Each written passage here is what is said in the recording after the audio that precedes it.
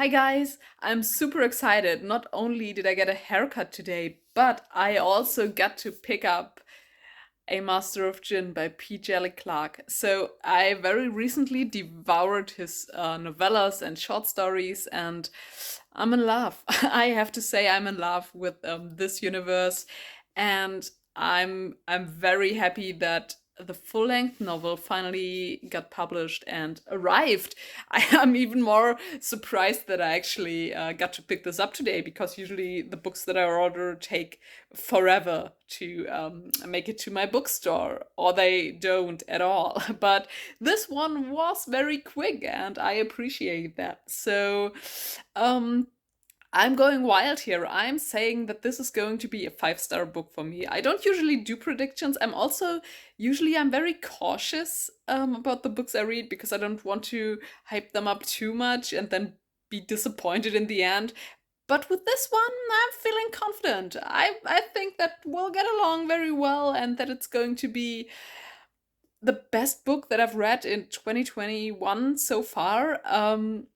But yeah, so let's give it up for future Laura. She's going to tell you how she liked this book.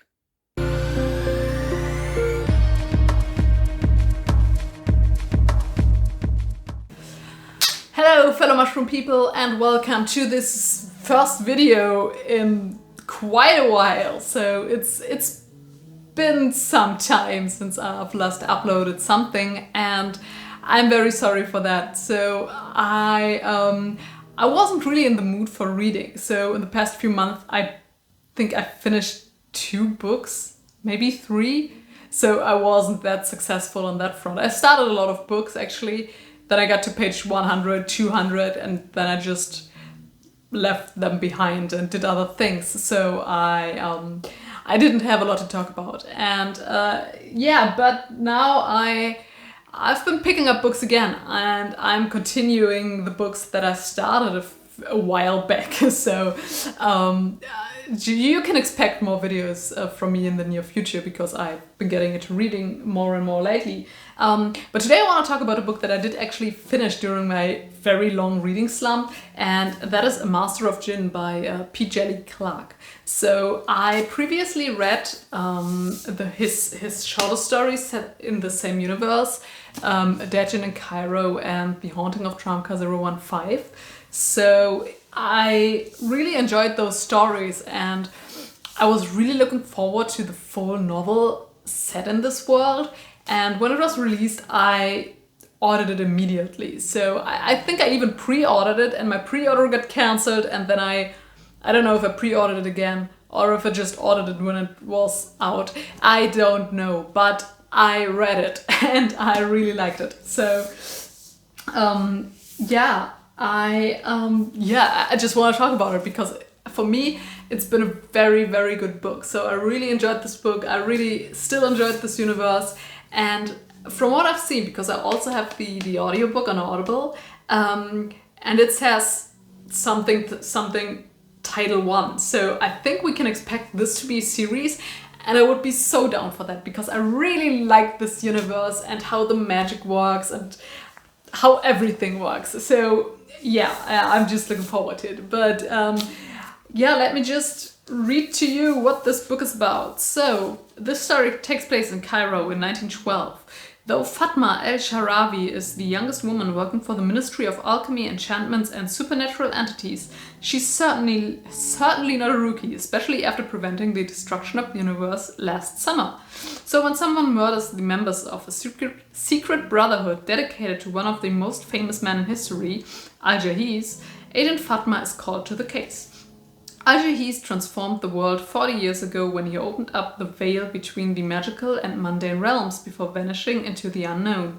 This murderer claims to be Al-Jahiz, returned to condemn the modern age for its social oppressions. His dangerous magical abilities instigate unrest in the streets of Cairo that threaten to spill onto the global stage. Alongside her ministry colleagues, a familiar face from the past, Agent Fatma must unravel the mystery behind this impostor to restore peace to the city, or face the possibility he could be exactly who he seems. So, yeah, I like this book. I probably will be gushing about it because for me it was so fitting. So you know when you read a book and you're like, yeah, this is the book for me. I feel this book. So this is the book for me. Like I said, so the book starts off with this man who calls himself Al-Jahiz. So he comes to this brotherhood and he burns them to the ground, which is kind of flashy way to make an entrance. So and we go on from there. So we follow Fatma during her investigations, and it's really interesting to see because I think I mentioned in the previous stories that the formula is quite simple. So a thing happens, someone tells them, oh, go there, they go there. The person tells them, oh, go there, they go there, and so on and so on. So I think in this book it worked better because the story was longer. It was not only like a 40, 50 or 100 page story. So in this book we got like 360 something, no, just 380 pages. So it's much more pages to fill with the story and the investigation. So I really like that. I also like the characters. So Fatma, she's wearing a suit, she's wearing a bowler, and she also has a cane. And if that's not awesome enough, she's also quite awesome. And we also have her girlfriend called Siti. She is a very mysterious person, and I really liked the relationship between her and Fatma because it felt nice. So it felt like those two really liked each other, and they were not just like in a relationship because the author wrote them that way, but also because those characters would be in a relationship if they were real. And I really appreciated that. And the third character we were kind of following is Hadia. So she is a young ministry worker who gets assigned to Fatma as her partner, and Fatma, she's not thrilled to have her there because she thinks that Hadia is not very capable, and that's also a theme throughout the book, that Hadia, because she's a Muslim woman and she also dresses that way, and because of that she gets underestimated even by Fatma, who dresses in a more like progressive Western style. Like I said, she's wearing a suit. But Hadia is awesome. So she is really capable as well. She can punch people, and I think that's great. So I really like the main cast that we were following. All of them were very interesting characters. Also, the mystery behind this man who calls himself Al-Jahiz, it gets more interesting because he takes to the streets. So he speaks to the general population of Cairo, and he's like, guys, I'm Al-Jahiz, believe me. And the ministry is like, no, you're not. And then he does awesome things, and everyone's like, but how can he do that if he's not Al-Jahiz? And then Fatma and her group of investigators, they have to find out how he does all those things. And so it's really interesting as well. I really like the story, I really like the mystery. Like I said, I also like the magic in this book. So during the investigation we get to meet a lot of Djinn so they have come to the mundane world and they've settled there, kind of magic has returned, and they are part of our world now. And it's not like one of those other books where those magic people are just in this secret society. In this book they're out in the open, so everyone knows about magic in this world, which I really like. And I really think it's a nice change of pace, because most of those stories, they take place in the darkness and in the, I don't know, they have to hide who they are, and they don't have to do that here, which is really great, and I really like that.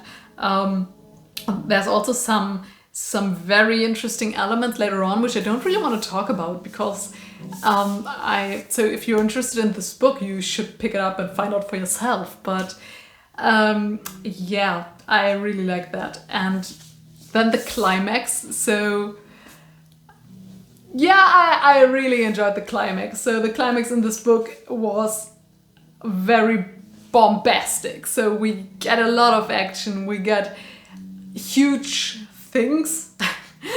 I know it's very fake, but I don't want to go into much detail. It's just, it felt like the finale of a great movie. So I think the finale did this book justice, just in the way how it worked and how it was presented, and I really liked that. So yeah, so this wraps up my review for A Master of Djinn by P. Djeli Clark, a book which I really enjoyed, and I hope it wasn't too bad, because like I said, I haven't filmed anything in quite a while and I have to get back into the game, back into talking. Talking is hard.